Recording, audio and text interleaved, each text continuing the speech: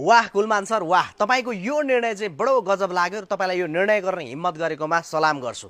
वास्तवमा अहिले जेनजीहरूको आन्दोलनपछि जुन मन्त्री परिषद गठन भएको छ त्यहाँ साँच्चीकै जेनजीहरूको सिफारिसबाट गएका एउटै मात्रै मन्त्री हुन् कुलमान घिसिङ र कुलमान घिसिङसँग धेरैको आशा छ र यो चाहिँ उहाँले गजबको निर्णय गर्नुभएको छ। कुलमान घिसिङले 3वटा मन्त्रालयको जिम्मेवारी पाउनु भएको छ, जसमा सबैभन्दा पहिलो हो ऊर्जा मन्त्री। उहाँले आज मन्त्रालयको पदभार ग्रहण गर्नुभएसँगै पहिलो निर्णय गर्नुभएको छ। त्यो निर्णय हो योभन्दा अगाडि सरकारले कोल्याप्स गर्न खोज्दै आइरहेको बक्यौता रकम उठाउने निर्णय। आहा, ल हेर्नुहोस् त कति गजब। समय भनेको यसरी घुमिफिरी आउँछ। केही समय अगाडि मात्रै प्राधिकरणको कार्यकारी निर्देशकमा लगभग 3.5 महिना 4 महिना बाँकी हुँदा नै केपी शर्मा ओली र तत्कालीन ऊर्जा मन्त्री दीपक खड्काले प्रतिशोध साधेर कुलमान घिसिङलाई निकालेका थिए, यानि कि बर्खास्त गरेको थियो। यही कारणले उनले बक्यौता उठाउनु पर्छ भनेर त्यसपछि हितेन्द्र देव साकेलाई त्यहाँको प्रमुख गरेका थिए। तर अहिले समय यस्तो फेरिदियो कि कुलमान घिसिङ हितेन्द्र देव साकेको बोस यानि कि मन्त्री बनेर आएका छन् र अहिले हितेन्द्र देव साके आफैले चाहिँ कुलमान घिसिङलाई स्वागत गर्नुपर्ने दिन आएको छ।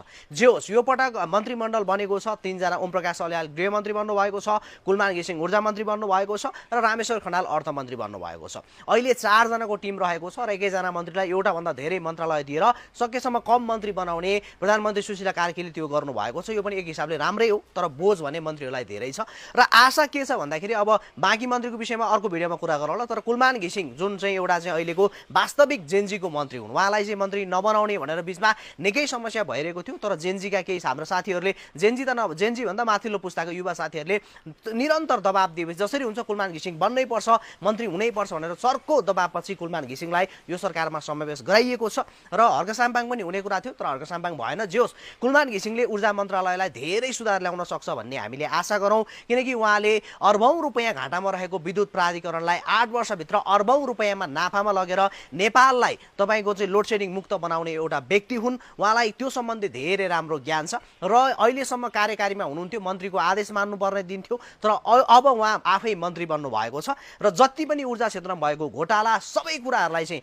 यो 6 महिना हुन समय थोरै छ कुलमान घिसिङलाई, तर यो थोरै समयमा यति मजाले पर्फर्मेन्स गर्नुपर्ने बाध्यता यहाँका अहिलेका मन्त्रीहरूलाई छ कि त्यो बाध्यताले गर्दा अथवा त्यो पर्फर्मेन्सले त्यो चाहिँ राम्रो कामले गर्दाखेरि आउने चुनावमा चाहिँ उहाँहरूको बहुमत आउनुपर्छ भन्ने आशा हो र बाँकी सबै मन्त्रीहरूलाई पनि शुभकामना दिन चाहन्छु। जे होस्, अब बाँकी मन्त्रीहरूको खासै धेरै अर्को भिडियोमा हामी कुरा गर्नेछौँ, प्रत्येक भिडियोमा। तर यो भिडियोमा चाहिँ म फेरि भन्न चाहन्छु, कुलमान घिसिङजीले पहिलो निर्णय जे गर्नुभएको छ गजबको निर्णय गर्नुभएको छ।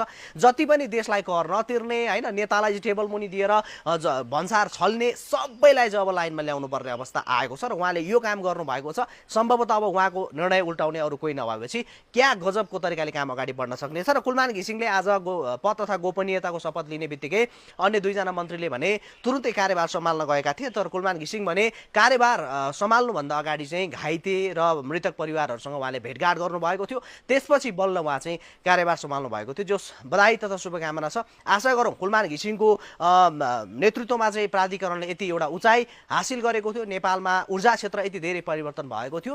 अब कुलमान घिसिङको नेतृत्वमा मन्त्रालय आएको छ होइन, त्यसपछि अब सबै लुपहोलहरू टाल्ने, मन्त्रालयलाई सबल बनाउने कामहरू उहाँले गर्नुहुन्छ र एक दिन पक्कै पनि कुलमान घिसिङको नाम अब चाहिँ कार्यकारी प्रमुख मात्रै होइन, मन्त्रीबाट उहाँले धेरै परिवर्तन गरेको भन्ने इतिहासमा लेखिन्छ भन्ने आशा गरौँ। बाँकी सबै मन्त्रीहरूलाई शुभकामना। अब चाहिँ रात दिन नभनिकन काम गर्नुपर्ने अवस्था यो 6 महिनाभित्र आएको छ।